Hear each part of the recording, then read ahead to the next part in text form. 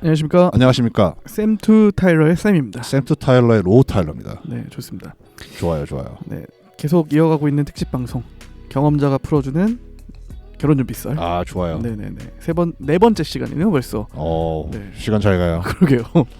네. 저번 주에는 이제 웨딩홀 투어. 네. 약간 어떤 식으로 인원을 세야 되고 네. 그리고 뭐 시와 장소 그리고 웨딩홀 투어를 돌아다니면서 뭐 유의까지는 아니지만 제 경험 말씀드렸다면은 오늘은 좀 비용적인 측면과 그 웨딩홀 예식장이 굉장히 다양하잖아요, 형태가. 그렇죠. 그 형태에 대해서도 먼저 한번 좀 말씀해 드리고 막판에 비용적인 측면에 설명해 드리고 방송 마치도록 하겠습니다. 기억하실지 모르겠지만 1,000만 원 들었다고 합니다. 1,000만 원을 약간 보시는 게 맞는 것 같아요. 그렇죠. 기본적으로. 플러스 마이너스. 네네.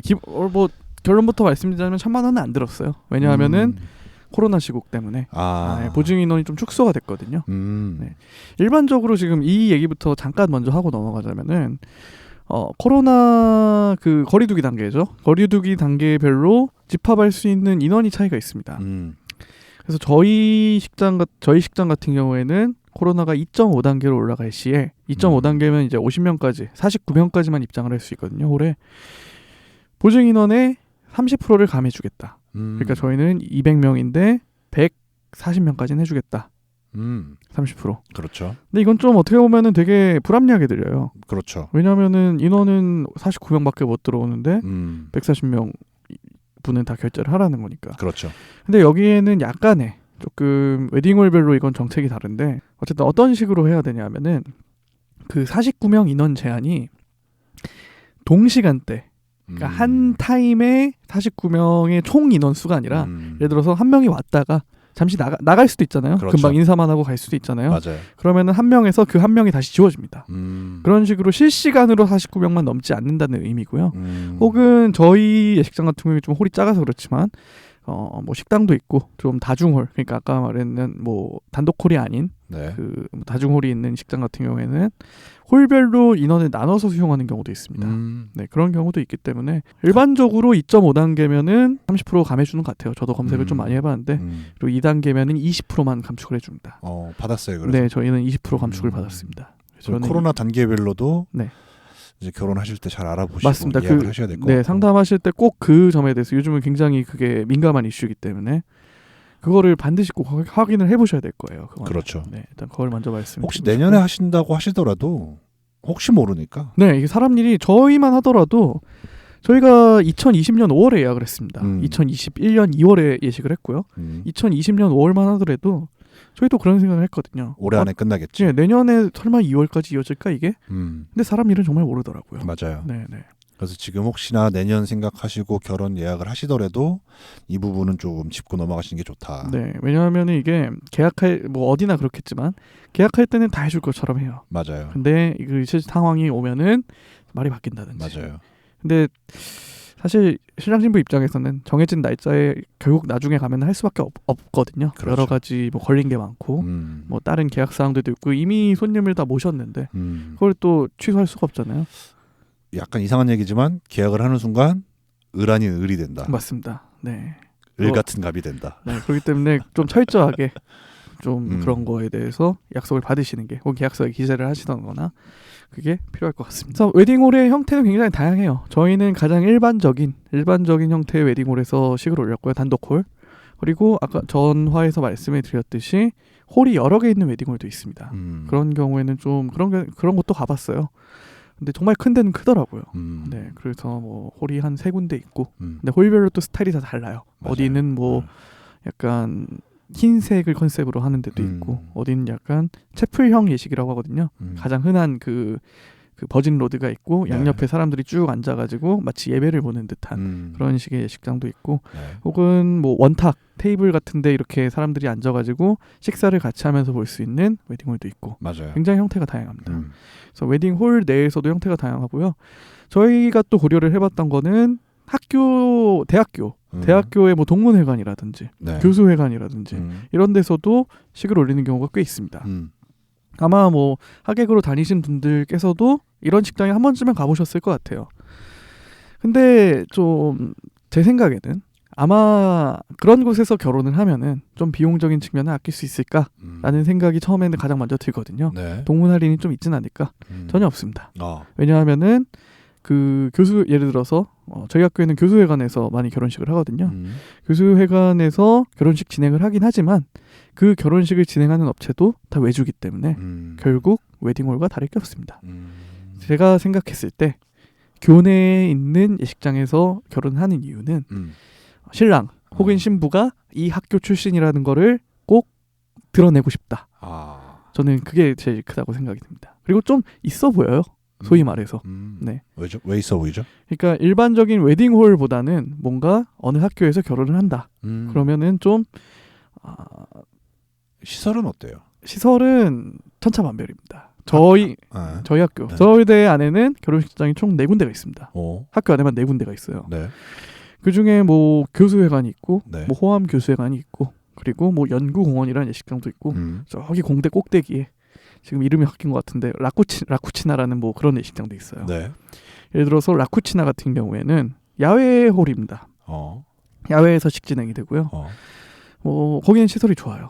시설이 좋고, 그리고 교수회관은 최근에 리모델링을 했습니다. 그래서 뭐 거기도 시설이 괜찮고, 근데 참 뭐 호암 교수회관 이런 데는 좀 홀이 오래된 느낌이 나긴 합니다.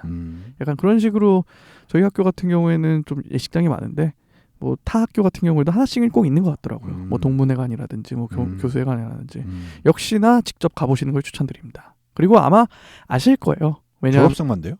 네, 양쪽에 혹은 양가 부모님 중에 졸업생이 있어야 됩니다. 뭐 4만에 8천 원은 되고. 네네. 저희 학교는 그렇습니다. 직계. 네네. 직계 중에 한 명. 혼주 혹은 신랑 신부 중에 본인 또는 오케이. 네네. 그리고 저희가 학교를 택하지 않았던 이유는 교통이 불편합니다. 일단 저희 학교 같은 경우는 많이 들어봤어요. 네, 교통이 많이 불편하고 그리고 생각보다 보증 인원을 많이 잡아야 되더라고요. 저번 주에 말씀드렸듯이 저희는 200명을 기준으로 생각을 했었는데 250명을 최소로 요구를 하더라고요. 그래서 결국 학교는 옵션에서 배제를 했습니다. 그리고 학교에서 하면은 저희 학교 같은 경우는 부모님들이 특히 좋아하세요. 네, 부모님들이 좀 원하시는 경우가 많다고 들었는데 네. 저희 양가 부모님께서는 뭐 그런 거는 딱히 신경 쓰지 않으셔서 저희는 외부에서 진행을 했습니다. 좋네요. 네. 그리고 그 다음으로 소개해드릴 거는 소위 말해서 하우스 웨딩. 하우스 웨딩홀이 또 있습니다. 네. 하우스 웨딩은 어떤 느낌이냐면은 네. 저기 뭐 청담동이라든지 이런 데 가보면 주택가가 있습니다. 네. 주택가에 약간 단독주택이라고 하죠. 그런 데를 웨딩홀처럼 개조를 해가지고 약간 야외 느낌이죠. 네. 야외 그 마당 같은 데서 식을 하고 네. 식이 끝나면 출장 뷔페 같은 게 서빙이 되고 이런 곳인데요. 하우스 웨딩의 장점은 네. 일단 되게 유니크합니다. 유니크하고 장식이 되게 예쁘게 들어가요. 꽃 장식이라고 해가지고 꽃 장식을 보통 일반 웨딩홀은 예를 들어서 뭐 토요일 하루라고 치면은 결혼식이 한 뭐 3개에서 4개 정도 있잖아요. 네. 그 세 팀에서 네 팀이 다 똑같은 장식을 씁니다. 혹은 조화도 많고요. 그렇죠. 그런데 그런 하우스 웨딩의 꽃 장식은 다 생활예술입니다. 생화로 원하는 컨셉으로, 원하는 색상으로, 원하는 꽃 종류로 장식을 해줍니다. 근데 비싸요. 그렇겠죠, 당연히. 당연히 비싸죠. 그렇겠죠. 그래서 보통 하우스 웨딩을 다녀오면은 네. 그게 생화잖아요, 다. 네. 거기 있던 꽃들을 꽃다발을 조금씩 만들어서 네. 온 하객들한테 그 꽃다발을 주기도 합니다. 어차피 뭐 꽃은 뭐 금방 시들고 그냥 놔두면 쓰레기니까. 그렇죠. 그 하객분들한테 그렇게 꽃을 나눠주기도 하고요. 안타깝네요. 그냥 놔두면 쓰레기라니. 그냥 놔두면 쓰레기죠. 네. 시들면 뭐 어쩔 수 없죠. 네, 네. 그렇죠. 네, 그래서 그런 환경이고요. 상대적으로 좀 인원수가 적습니다. 거기는 아까 말씀드렸듯이 약간 단독주택 같은 데를 그렇죠. 개조해서 하는 거기 때문에 있겠죠. 한 뭐 200명까지는 가능하다고 하는데 저희가 직접 투어를 가봤을 때는 200명 하면 너무 번잡스러울 것 같다. 한 100명 내외 정도면 그래도 가능할 것 같다. 약간 그런 느낌이 좀 들었습니다. 네. 근데 무엇보다도 비싸요. 그렇겠죠. 네, 스몰 웨딩이라고 해서 결코 싸지 않습니다. 네. 아까 제가 200명 기준으로 저희는 1,000만 원을 대략 생각을 했다고 말씀드렸잖아요. 네. 그 하우스 웨딩 같은 경우에는 100명 기준으로 해도 제 생각엔 1,000만 원은 똑같을 겁니다. 200명 기준이면 한 1,500에서 2,000까지 간다는 얘기네요. 네, 꽃장식비가 어마어마하게 비쌉니다. 몇백만 원 잡으셔야 돼요. 네. 식대는요? 식대는 비슷해요. 식대는 뭐 한 4만 원대로 비슷했던 것 같은데 그래도 일반 웨딩홀에 비해서는 조금 비쌉니다. 네, 한 몇천 원 차이가 나긴 하지만 그 몇천 원이 200명이 되면은 몇십만 원이 되겠죠. 그래도 한 500 차이 정도 나겠네요. 맞습니다. 딱 그 정도예요. 네. 솔직히 말씀드리면 딱 그 정도입니다.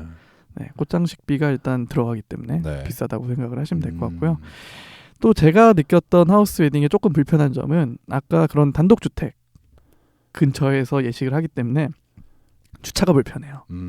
네, 주차가 불편한데 물론 이제 그곳에서 발렛 요원이 한 3-4명 가량 나와 있다고 설명을 해주거든요.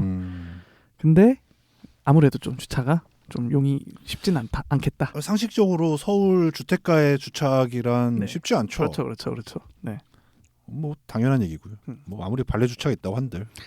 근데 만약에 정말 날씨가 좋은 예를 들어서 뭐 5월이라든지 네. 뭐 혹은 9월, 10월이라든지 대표적인 웨딩 성수기거든요. 네. 그때 그 마당에서 야외에서 날씨가 네. 좋은 날 되게 결혼식을 치른다고 생각을 해보면은 굉장히 좀 아름다울 것 같다라는 생각이 들었습니다. 비용은요? 비용은 뭐 그거는 로망에 쓰는 돈이니까요. 그러니까 비가 오면. 비가 오면 그렇죠. 그것도 문제예요, 사실. 그래서 저희도 야외 웨딩은 그래서 애초에 옵션에서 좀 배제를 했습니다. 비가 와도 진행을 해야 되나요? 맞습니다. 해야 됩니다. 아이고야. 네. 오케이. 비가 오면은 그 마당에 약간 비닐하우스처럼 세워주긴 합니다. 저희는 게다가 겨울이잖아요. 겨울에 예식을 올렸기 때문에 네. 2월 말에 올렸기 때문에 기본적으로 그런 비닐하우스는 쳐줍니다. 그렇게 되면 또 근데 아무래도 굳이 의미가 퇴색하죠. 맞습니다. 네. 그 푸른 하늘 밑에서 이렇게 좀 네. 뭔가 기분을 내고 싶은 건데 네네네. 비닐하우스 안에서 결혼식을 하긴 좀 그렇죠. 네네. 근데 그런 생각은 들더라고요. 저희가 이제 결혼식 때 찍은 사진들을 확인을 했는데 네. 이게 실내에서 하다 보니까 그런 조명이 조금 아쉬운 생각이 들더라고요. 맞아요. 근데 이게 뭐 날씨 좋은 날에 그렇죠. 따뜻한 날에 그렇죠. 야외에서 결혼식을 하면은 사진이 되게 잘 나오겠구나 그렇죠. 라는 생각은 좀 들긴 했습니다. 요새 또 핸드폰 카메라도 어마어마하게 좋잖아요. 맞습니다. 그 속된 말로 뭐 날씨 쨍한 날 네. 사진 찍으면 쨍하게 잘 나오죠. 맞습니다. 네. 그렇지만 뭐 그런 로망이 있으시다면 한 번쯤 저희가 사실 가본 이유는 보증 인원 때문에 가봤어요. 적으니까. 네, 맞아요. 100명 불러서. 네. 한 150명으로 해도 진행이 될 것 같아서. 그렇죠. 그렇지만 비용적인 측면은 전혀 150명이 아니었다. 그렇죠. 네, 150명 가면 더 비싸다. 맞습니다. 그렇죠. 네. 맞네요. 스몰 웨딩은 절대 돈이 적게 들어서 스몰 웨딩이 아니라는 걸 아셨으면 좋겠습니다. 규모가 스몰일 뿐이다. 맞습니다. 그러네요. 네. 다음은 저번 주에 로우탈런님께서 말씀해 주셨듯이 교회나 성당에서 식을 치르는 경우도 있고요. 제가 알기로는 성당에서 식을 치르기 위해서는 세례의 교인이 돼야 된다고 들었습니다. 저도 그렇게 들었어요. 네, 그래서 미리 방문을 해가지고 그런 신부님께 그런 절차를 이제 밟아야 된다는 얘기를 들었고요. 네. 저 지인이 네. 좀 몰랐는데 네. 뭐라고 그래야 되죠? 성당민 천주교인들. 네. 천주교분들이랑 결혼하시려면 네. 세례를 받아야 돼요. 맞습니다. 그러니까 보통은 남자 쪽에서는 모르겠고 여자 쪽에서 천주교인 분들이랑 결혼하려면 남자들이 갑자기 성당을 다니기 시작하더라고요. 맞습니다. 근데 그게 쉽지가 않아요. 쉽지 않죠. 그 막 주지 않습니다. 네네네. 특히 성당은 네. 제가 알기로 교육을 차근차근 잘 받아야 되고 네네네. 그 하다가 그 중간에 실패하면 안 준다고 그래요. 그런가요? 거기까지는 제가 잘 몰라요. 네, 세례명을 제 아는 지인분이 그거를 받더라고요. 갑자기 성당을 나가기 시작하더라고요. 일주일에 한 번씩. 꼭 교육을 받아야 되고 그걸 교육을 한 7주였나? 한 4달이었나? 그 신자 교육을. 네. 네네네. 그거를 한 몇 주에서 몇 달 받아야 되지 이제 그냥은 안 해준다.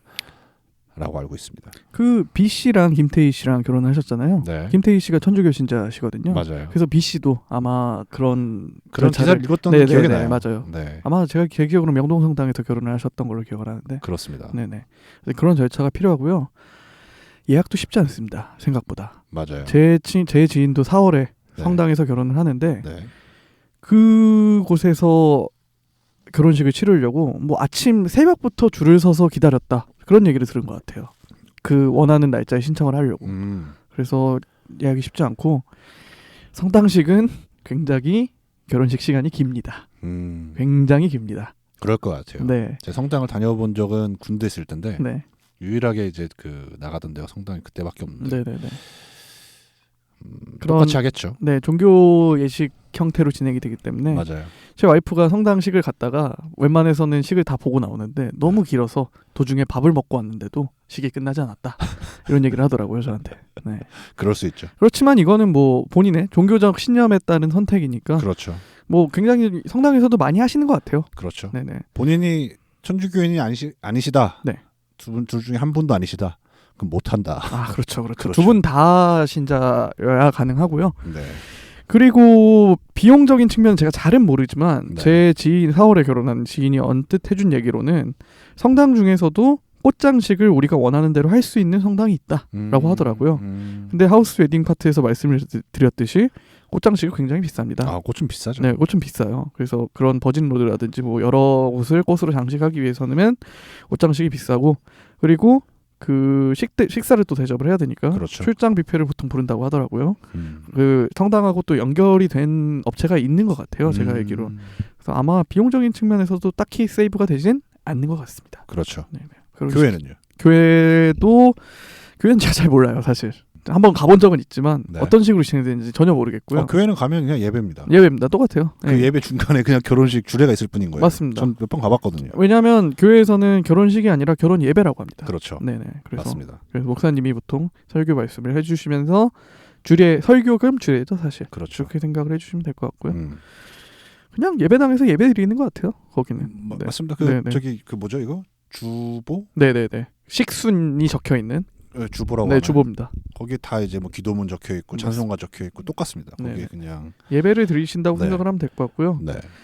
제가 가봤던 그 교회 결혼식은 되게 하객이 많이 오셨는데 그 이제 교회는 보통 교회 식당이 있거든요. 네. 그 이제 성도분들이 예배 마치고 식사를 하시는, 거기서 식사를 진행을 했는데 너무 많은 하객이 오셔가지고 네. 식당이 좀 좁았다, 그런 기억이 한번 있습니다. 맞아요. 왜냐하면 교회 식당에서 보통 밥을 먹기 때문에. 네네네. 그래서 좀 그런 공간적인 여유가 좀 잘 파악을 해보셔야 될 것 같아요, 제 생각에. 네. 이쯤에서 뭐 웨딩홀의 형태에 대해서 마무리를 하고요. 네. 이제 맨 처음에 말씀드렸던 비용적인 네. 측면을 좀 말씀드리도록 하겠습니다. 네. 제가 실제로 계약서를 갖고 왔어요.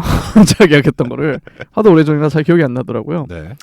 기본적으로 예식장 비용은 두 개로 나뉩니다. 아까 저번 주에도 말씀드렸지만 호일 대여료와 식대입니다. 네. 호일 대여료는 천차만별이에요. 이건 뭐 얼마라고 말씀드릴 수가 없어요. 네. 근데 일단 말씀드리고 싶은 거는 예식에는 성수기와 비성수기가 있습니다. 2월까지가 비성수기예요. 네. 그리고 제 생각에는 한 3월부터 5월까지가 성수기일 것 같고, 네. 뭐 6, 7, 8월은 여름이니까 아무래도 3월부터 6월까지 성수기겠네요. 네. 그리고 7, 8월은 성수기가 아닐 것 같고, 네. 또 9월부터 11월까지는 또 성수기겠죠. 그렇죠. 약간 그런 식으로 진행이 될 것 같아요. 저희는 2월에 결혼을 했기 때문에 비성수기에 해당을 했습니다. 네. 비성수기에 결혼을 하게 되면은 상당히 많은 부분이 할인이 돼요.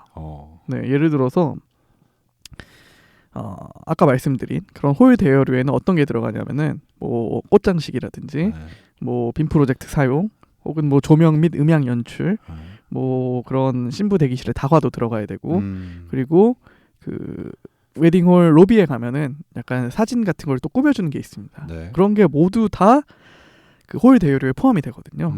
근데 정확한 액수를 좀 말씀드리긴 좀 어려워서 네. 원래 몇백만 원입니다, 이게. 다. 정가로는 몇백만 원인데 네. 비성수기 때는 이거를 다 무료로 해주는 데도 꽤 있었어요. 근데 이거는 사실 모르겠어요. 네. 실제 정가를 다 받는 케이스가 있는지도 모르겠어요, 사실. 다들 할인을 해주는, 약간 무조건 할인을 해주는 느낌인 것 같긴 한데, 네. 비성수기여서 딱히 할인을 받은 게 아니라 어쨌든 그런 식으로 할인을 해주는 경우가 대부분이고요. 약간 항공기 좌석 같은 느낌이죠. 맞습니다. 아무도 정가를 주고 사는 경우가 없는. 비어서 가느니. 네네네. 그런 느낌이고요. 그리고 식사는 보통 1인당 4만 원대 초중반 생각하시면 됩니다. 근데 거기에는 여러 가지 뭐 주류를 포함하는 경우도 있고, 네. 주류가 포함이 안 되는 경우도 있습니다. 네, 그래서 그거는 예식장별로 좀 들어보셔야 될 것 같고요. 축의금은 무조건 5만 원이네요, 이제. 좀 아무래도 좀 그런 생각이 3만 들더라고요. 원의 시대는 완전 이제 끝났네요. 맞습니다. 전 좀 그런 생각이 들더라고요. 네. 이런 얘기를 하면서. 과거에는 뭐 식대가 좀 더 쌌겠죠. 그렇겠죠. 네네네. 그래서 뭐 이런 게 있고, 또 그러니까 초등학생 이하의 아이들은 어떻게 카운트를 할 거냐 이런 것도 꼭 물어보셔야 되고요. 그렇죠. 네, 웨딩홀별로 똑같이 카운트를 하는 경우도 있고 혹은 0.5명으로 카운트를 해주는 경우도 있고 뭐 그런 경우가 있습니다. 보통 미취학 아동은 좀 무료로 해주죠 보통. 그렇죠. 네. 보통 그렇게 봐야죠. 저희 식당 같은 경우에는 소인의 기준은 6세부터 12세. 그러니까 6세 미만은 무료인 거죠. 그리고 6세에서 12세는 0.5명으로 지급을 해줬습니다. 네, 이거를 파악을 해야 나중에 또 식권을 준비해야 되거든요. 그렇죠. 그런 것도 또 필요하기 때문에 어떻게 이렇게 생각을 하시면 될 것 같고요. 여기서도 또 할인을 해줍니다. 아까가 아니라 저번 주에 말씀드렸듯이 그 뭐 당일 계약 혜택이 있거든요. 이러면 뭐 식대에서 1,000원을 더 빼주겠다. 네. 근데 1,000원이 꽤 크거든요. 왜냐면 200명이 되면은 1,000원에 200명이면 얼마인가요? 20만 원. 그렇죠. 20만 원이면 큰 돈이잖아요. 큰 돈이죠. 네네네. 그런 식으로 해서 여러 가지 옵션을 제시를 해줍니다. 네. 그래서 그거를 견적이라고 하거든요. 견적을 받고 홀별로 비교를 해보시면 됩니다. 그리고 뭐 추가 옵션으로는 혼주 메이크업. 그러니까 아버님, 어머님도 메이크업을 하시잖아요, 당일날. 네. 그런 것들을 서비스로 해주는 데도 있고, 혹은 안 해주는 데도 있고. 네. 그거는 뭐 이제 뭐 내고를 하시던가, 그렇죠. 뭐 아니면은 뭐 웨딩홀의 정책을 좀 따르시던가 그걸 해야 되고, 뭐 여러 가지가 있습니다. 현악 3중주. 그러니까 보통 입장을 할 때 네. 음악을 틀잖아요, 네. 음원을. 근데 직접 그 라이브냐 라이브로 해주시는 그런 네. 옵션도 선택을 할 수가 있고, 네. 심지어 사회자나 주례 축가도 웨딩홀에서 섭외가 가능합니다. 네, 뭐 마땅히 축가를 해줄 사람이 없다. 네. 그러면은 섭외하셔도 좋습니다. 네, 요즘은 그런 경우가 꽤 많은 것 같더라고요. 사회자도 마찬가지고요. 그러네요. 네네, 전문 사회자분들이 나오셔가지고 하시는 분들도 있고. 네. 그리고 또 결혼식을 끝나면은 우리나라 같은 경우에는 패백이라는 풍습이 있죠. 그렇죠. 네, 그래서 그 패백을 진행을 할 거냐 안 할 거냐 이것도 미리 양가 부모님께 여쭤봐야 되고요. 했어요? 저희는 안 했습니다. 네네. 저희 어머님께서 강력히 원하지 않으셔서 그런 것도 있고. 그리고 보통 결혼식 날 사진을 찍잖아요. 네. 그 사진 작가님이나 DVD 촬영도 있거든요. 맞아요. 이런 것도 웨딩홀과 다 연계된 업체가 있습니다. 그래서 저희는 따로 하긴 했지만 뭐 찾는 게 귀찮다, 혹은 여기서 해도 괜찮을 것 같다라고 하시면은 계약사항에다 포함을 하셔도 좋을 것 같습니다. 좋네요. 네네. 그래서 계약금을 그 당일날 한 100만 원 정도 네. 이렇게 결제를 하고요. 나중에 네. 이제 식이 끝나면은 바로 몇 명이 왔는지 인원수를 세 가지고 네. 그거에 따라서 식대를 결제를 하시면 어차피 됩니다. 200명 계약했으면 200명 안 넘었으면 똑같은 거잖아요. 맞습니다. 네. 그러니까 그렇게 생각을 하시면 될 것 같고요. 그래서 총 결혼식에만 쓴 돈이 1,000만 원? 1,000만 원 안 들었습니다. 아까 말씀드렸듯이 네. 20% 감축이 됐기 때문에 네, 저희는 우선 거기서 할인 받았고 네, 160명 기준으로 계산을 했기 때문에 네. 한 700만 원에서 800만 원 정도 든 것 같아요. 정확한 액수는 네. 금액을 언제 입금해 줘야 돼요? 바로 그 자리에서 계산해야 됩니다. 결혼식 끝나자마자 네네네. 바로 계좌 이체. 네, 뭐 계좌 이체도 가능하고 뭐 축의금이 들어오잖아요. 그 축의금으로 저희는 바로 계산을 했습니다. 네. 그거 현금 그 세는 게 있어요, 기계가? 네, 그 웨딩홀에 가시면 네. 정산실이라는 게 있어요. 네. 그래서 들어가면은 문도 잠글 수 있고 돈 세는 기계도 있고 돈 세는 기계 태어나서 처음 써봤습니다. 재밌더라고요. 네. 그래서 그 자리에서 이제 식장 직원분이 오셔가지고 네. 오늘 몇 명이 왔으니 몇 네. 명이 왔고 이런 네. 비용들이 있으니까 네. 얼마를 결제해 주세요라고 네. 하면은 네. 그 자리에서 돈 세서 현금으로 저희는 그거 자기가 좀 챙겨야 돼요? 아니면 그냥 그 사람 말 듣고 하는 게 맞아요? 챙길 수가 없어요. 그렇겠죠. 네. 정신이. 네네. 네, 그건 챙길 수가 그 사람 말 믿는 게 가장. 네, 믿을 수밖에 없어요. 그거는. 물론 이제 어떤 방법이 있냐면은 네. 사실 그 아까 말씀드렸듯이 비용은 다 식권에서 결국 나오는 거거든요. 식대에서. 그렇겠죠. 저희 같은 경우에는 뭐 식권에 번호를 이렇게 써놓긴 했어요. 네. 그래서 뭐 예를 들어서 50번까지 준비를 했는데 네. 47번까지 식권이 나갔다. 네. 그러면은 47명이 먹고 갔다고 예측이 가능하잖아요. 그렇죠. 네, 그런 식으로 카운트가 가능한데 그날엔 절대 그럴 정신이 없습니다. 그렇겠죠. 네. 한마디로 어쨌든 마지막 날이란다. 결혼식 당일날 계산을 해야 되고. 맞습니다. 보통은 현금으로 한다. 네, 현금으로. 현금 할인 해주나요? 현금 할인은 없었고요. 카드로 계산하면 좀 가산이 붙더라고요. 그래서 현금으로 했습니다. 저희는. 네. 그러면 그거 현금 영수증도 다 해주시죠. 그거는. 네. 나쁘지 않네요. 생각보다 그렇게 그 당일날 계산하는 건 어렵지 않더라고요. 200명 잡았고 4만 원씩 들어간다고 치면 800이네요. 맞습니다. 근데 거기에 아까 말씀드렸듯이 홀 대여료가 조금 들어갈 수도 있고 근데 4만 원씩대는 좀 흔하지 않을 거예요. 4만 원보다 조금 넘거든요. 그러니까 그냥 평균 4만 원이라고 보면 네. 그래서 1,000만 원 내외라고 생각을 하시면 좋을 것 같습니다. 사실상 몇 명이 오냐에 따라서 내 결혼식에 그런 들어가는 돈이 달라진다. 맞습니다. 식대다 결국에. 네. 그리고 사실상 그냥 홀만 빌려서 할 거면 100만 원인데 근데 그렇게 해주는 그렇게는 곳은 없죠. 없다. 그렇죠. 당연히 없다. 맞습니다. 돈이 안 되니까. 네네네. 그리고 결혼식 끝나자마자 현금 결제가 가장 무난하다. 솔직히 편한 건 카드 결제가 편할 것 같아요. 제 생각에는. 근데 왜냐하면은 그런 인센티브를 주는 데가 좀 있는 걸로 알고 있어요. 현금으로 결제를 하면은. 네. 좋네요. 네. 그리고 바로 집에 가면 된다. 네. 그러면 거의 녹초가 돼 있죠. 다시 한번 결혼 축하드립니다. 감사합니다. 고생하셨네요. 네. 끝나니까 굉장히 후련하더라고요. 네. 말이 좀 이상한데 네. 어쨌든 네. 축하드리고. 네. 그래서 오늘까지는 이제 웨딩홀 네. 저번 주에 2주에 걸쳐서 웨딩홀과 관련된 걸 말씀드렸다면은 네. 이제 다음 절차는 조금 앞서 나가는 것 같긴 하지만 네. 집 문제에 대해서 말씀드리려고 합니다. 이제. 그래요. 네. 주거에 대해서 어떻게 하실 건지. 그렇죠. 왜냐하면은 이게 순서상으로는 좀 뒤긴 해요. 그런데 왜 이거를 굳이 먼저 말씀을 드리려고 하냐면은 제 생각에 결혼식을 하는 데 있어서 예식장을 잡는 게 30%고 네. 집을 구하는 게 70%라고 생각을 합니다. 그렇죠. 네. 그거죠 사실. 네. 그래서 예식장을 사실 날짜만 정해놓고 계약을 하게 되면은 별로 신경을 쓸 게 없어요. 맞아요. 그 시기 다가오기 직전까지는. 근데 집은 좀 굉장히 다른 문제거든요. 그렇기 때문에 다음 주는 이 집 구하기에 대해서 어떤 식으로 저희는 진행을 했나, 뭐 이제 팁이라기보다는 그냥 그렇죠. 제 경험 썰을 들어보신다고 생각을 해주시면 좋을 집 것 구하는 같습니다. 거야 워낙 다른 게 많으니까. 그렇죠. 변수도 많고. 네네. 그래서 저의 경험을 그냥 가감 없이 소개해드리는 게 나을 것 같다는 생각이 들어서. 좋습니다. 네, 다음 주는 집 구하기 편으로 돌아오도록 하겠습니다. 좋아요. 네, 매주 화요일마다 쌤의 방송 밥방과 파티에서 오디오 콘텐츠로 들어보실 수 있으시고요. 그리고 유튜브 쌤투타일러 채널에서 영상 콘텐츠로 만나보실 수 있으시니까 좋아요와 댓글, 구독 부탁드리도록 하겠습니다. 감사합니다, 여러분. 감사합니다.